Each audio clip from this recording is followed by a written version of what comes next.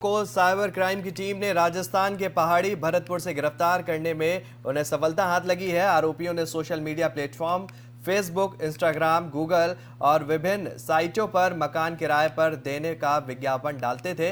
Police ने बताया कि ठग लोगों ने एडवांस राशि के नाम पर अलग अलग किस्तों में पैसा डलवा लेते थे। बदमाशों द्वारा कॉलिंग के जरिए अन्य राज्य की सिम कार्ड और खातों का उपयोग करते थे। ठगों ने अभी तक विभिन्न लोगों से लगभग 60 लाख रुपए की धोखाधड़ी की है। डीसीपी अमित कुमार ने बताया कि एक फरियादी ने शिकायत की थी कि बेंगलोर में रहने के लिए कमरे किराए से लेने के लिए गूगल पर नंबर सर्च किया गया, जहां मुझे एक मोबाइल नंबर मिला जिस पर मेरे द्वारा कॉल किया गया, जिसने मुझे कमरे देने के लिए बताया था। साथ ही उसने मुझे एडवांस पेमेंट करने के लिए भी बोला और उसने अलग अलग किस्त में कुल 81,200 रुपए की ठगी कर ली। शिकायत आवेदन की जांच के में सामने आया कि आरोपी कॉलिंग सीकरी भरतपुर राजस्थान से करते थे और फ्रॉड के लिए बिहार और उड़ीसा के लोगों के खातों का उपयोग करते थे। आरोपियों द्वारा ट्रांजैक्शन की चेन तोड़ने के लिए फ्रॉड खातों में आए हुए पैसों को निकालकर अन्य खातों में ट्रांसफर कर पैसे वो निकाल लेते थे। पुलिस ने दोनों आरोपियों को गिरफ्तार कर Android mobile phone, SIM, bank के डेबिट कार्ड को जब्त कर लिया है। आरोपी द्वारा घटना में प्रयोग किए गए बैंक खातों के बारे में जांच कर अन्य आरोपियों की तलाश भी की जा रही है।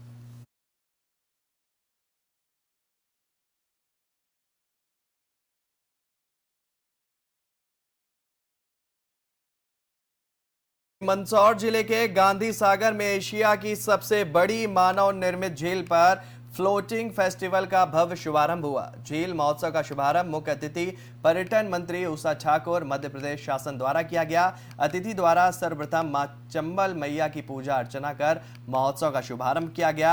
इसके साथ ही क्षेत्रीय विधायक, पर्यटन विभाग के एमडी विवेक, क्षेत्रीय लल्लू एंड कंपनी के मैनेजर संजीव सक्सेना सहित कई जनप्रतिनिधि और वरिष्ठ लोग भी शुभारंभ में मौजूद रहे। आपको बता दें कि मध्य प्रदेश का पहला फ्लोटिंग फेस्टिवल है और इस झील महोत्सव में पर्यटकों के लिए जंगल safari, land, air, waterland adventure activities शामिल है।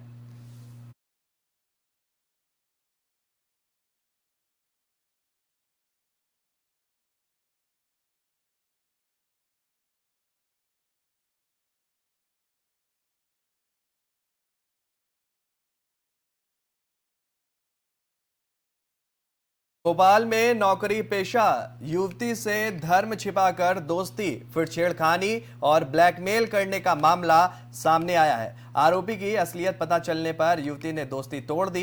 इसके बाद से ही आरोपी लगातार युवती को परेशान कर रहा था। इतना ही नहीं, आरोपी ने घर में घुसकर छेड़खानी तक कर चुका है। महिला का पीछा छोड़ने के बदले आरोपी ने 5 लाख रुपए की डिमांड कर दी। महिला थाना प्रभारी अंजना धुर्वे ने बताया कि युवती की सगाई हो चुकी है। आरोपी ने युवती के परिवार और उसके मंगेतर को सगाई तोड़ने के लिए धमकाया था। कुछ फोटो ऐसे हैं जिनके जरिए वह युवती को ब्लैकमेल कर रहा है। जब युवती को पता चला कि अंशु का नाम तो शेख साहिल है, तो उसने उससे दोस्ती तोड़ दी। हाँ, महिला थाने में कल फरियादिया ने एक आवेदन दिया था जिसमें उसने बताया कि एक जो आरोपी ने जो है अपना नाम अंशु बताया, दोस्ती की और फिर मिलना जुलना बढ़ाया और कुछ फ़ोटो भी खींचे साथ में। बाद में युवती को पता चला कि वो तो जो है वो दूसरे मतलब नाम उसका साहिल शेख है। तो फिर उसने दोस्ती छोड़ दी और फिर उससे दूर रहने लगी, तो जिसका वो दबाव बनाने लगे मुझे तुमको मुझसे दोस्ती रखनी पड़ेगी। और इसी के चलते वो उसने जो युवती है उसके घर में घुसकर उसके साथ छेड़छाड़ भी की और उसे जान से मारने की धमकी दी। लगातार पीछा करने लगा, अलग अलग नंबरों से फ़ोन करने लगा। लड़की नौकरी छोड़कर अपने घर चली गई। वहाँ भी उसने उसके परिजनों के नंबर ढूंढ लिए और बार बार उन्हें फ़ोन लगाने लगा और परेशान करने लगा और उनको भी उसने फ़ोटो सेंड कर दिए। और फिर कहने लगा कि जैसे ही पता चला कि उसकी सगाई हो गई है तो फिर वो 5 लाख की डिमांड करने लगा कि अगर तुम मुझे 5 लाख रुपए नहीं दोगे तो मैं तुम्हारी ये वीडियो वायरल कर दूंगा, तुम्हारे पति को भेज दूंगा। इस तरीके से फिर पीड़िता के पति को भी उसने फ़ोटो भेज दिया और सारी बातें बता दी। फिर उसके उसके जो होने वाले हस्बैंड हैं मंगेतर, उन्होंने उसे विश्वास दिलाया कि आप रिपोर्ट करें, मैं आपके साथ हूँ। फिर आई पीड़िता रिपोर्ट। मध्य प्रदेश की पूर्व मुख्यमंत्री और बीजेपी की फायर ब्रांड नेता उमा भारती शराब नीति को और ज्यादा सख्त बनाने की मांग कर रही हैं और इसके लिए उन्होंने एक और अभियान चलाने की बात कही है। उमा भारती ने भोपाल के एक मंदिर में अपने 4 दिवसीय प्रवास को मंगलवार को समाप्त करने से ठीक पहले बड़ी घोषणा की। उन्होंने कहा था कि मध्य प्रदेश में नियंत्रित शराब वितरण प्रणाली की अपनी मांग के समर्थन में वह मधुशाला में गौशाला अभियान शुरू करेंगी, जिसके तहत वह विशेष रूप से मंदिर और विद्यालयों के आसपास वाली मधुशालाओं को गौशालाओं में बदलेंगी। इसी के तहत 2 फरवरी से मधुशाला में गौशाला अभियान की शुरुआत बुंदेलखंड की पावन धार्मिक नगरी एवं बुंदेलखंड की अयोध्या कही जाने वाली ओरछा से वे करने वाली हैं। उमा भारती के इस अभियान पर कांग्रेस के मीडिया विभाग के अध्यक्ष के मिश्रा ने कहा है कि उमा भारती जी से कांग्रेस के वैचारिक मतभेद हो सकते हैं, लेकिन राजनीतिक कद में वो बहुत बड़ी हैं। उन्होंने बीजेपी पर जमकर आरोप भी लगाए।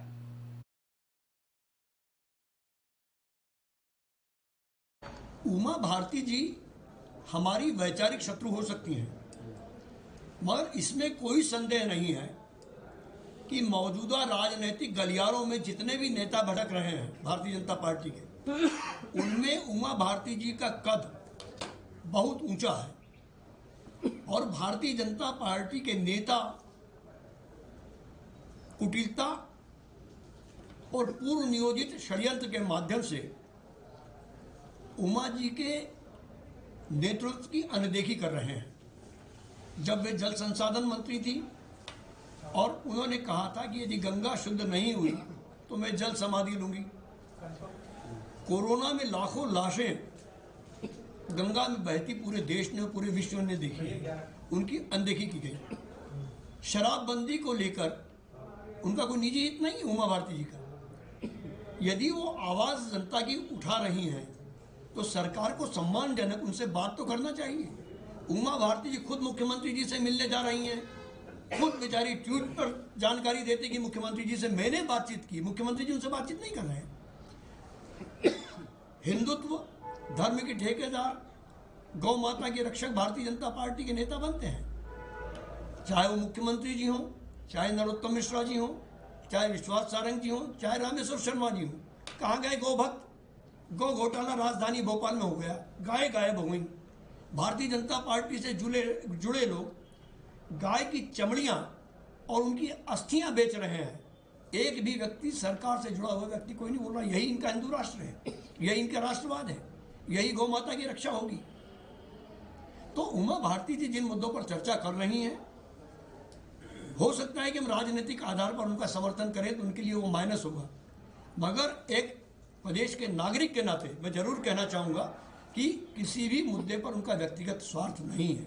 वो जनता के हित की बात कर रही हैं और यदि वो जनता के हित की बात करेंगे तो हम पूरी तरह उनके साथ हैं और भारतीय जनता पार्टी से आग्रह करेंगे कि सत्ता के साकेत की चाबी उमा भारती। मध्य प्रदेश भवन का उद्घाटन को लेकर प्रदेश की राजनीति गर्मा गई है। आपको बता दें कि भाजपा और कांग्रेस दोनों ही दलों में श्रेय लेने की होड़ लग गई है। मुख्यमंत्री शिवराज सिंह चौहान सहित पूरा मंत्रिमंडल संगठन के नेताओं के साथ मध्य प्रदेश भवन के उद्घाटन करने पहुंच गए और कांग्रेस ने कहा कि जिस भवन का उद्घाटन किया जा रहा है वह कांग्रेस की देन है। वर्ष 2019 में कमलनाथ ने शिलान्यास किया था। कांग्रेस नेता के मिश्रा ने कहा कि यह भवन मध्य प्रदेश की संपत्ति है। उन्होंने कहा कि भाजपा नेताओं के पास विजन नहीं है और केवल कांग्रेस सरकार एवं कमलनाथ जी द्वारा किए गए कार्यों का श्रेय लिया जा रहा है।